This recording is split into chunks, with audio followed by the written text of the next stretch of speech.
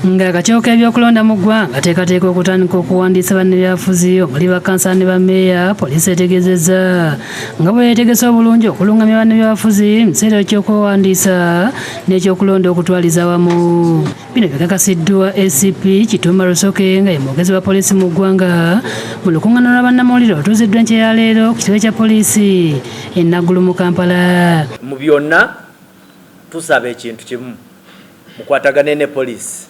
Okusinziira ku kulambika okwakolebwa bakakiiko k'ebyokulonda bakkansala ne bammeeya baakuwandiisibwa okuva nga ennaku z'omwezi 3 okutuuka nga 5 omwezi guno nga ye ssabbiiti eno. Kituuma asabye bannabyabufuzi okugoberera obulungi amateeka gonna gannabaweebwa akakiiko k'ebyokulonda n'ag'oku nguudo. Bwe batugambye nti mujje bulungi babagambye nti bamugire mu motoka 2 tewali reason kulwaki ojja abantu bonna bajjudde ku motoka yonna bagyetolodde.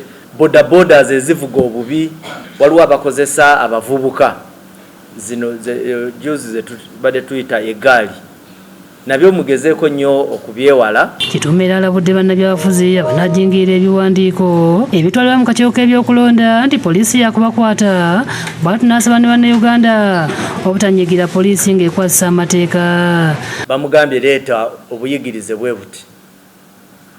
Agenze ku Nasa Road atakudde empapula gye kigenda okuggwera nga olunaku alumaze ku poliisi. Waliwo abalala abaleeta empapula nga tezizitowa bulungi, ensonyi n'azijjamu obusungu, ogenda okwesanga nga kerere agireese ku streets zaki abantu kwe bakolera emirimu gyabwe. Bw'oba tewasoma don't disturb.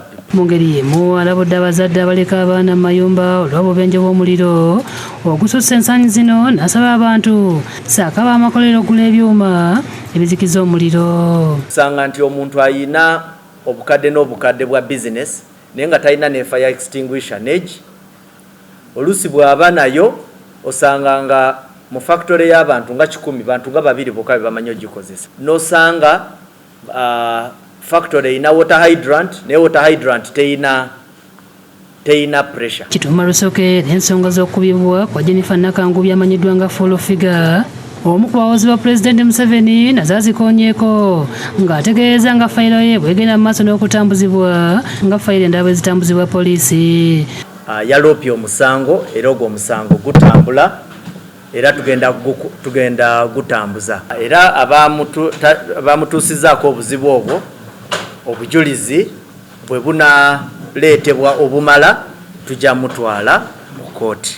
Kyokka Kituuma asabye abantu abalala balina emisango ku full figure okugenda ku poliisi okuwaaba okulaba nga naye akangavvulwa. Waliwo agambye nti omanyi ayina emisango mingi, emisango egyo giriwa, namwe muveeyo mukole ki mugitambuze.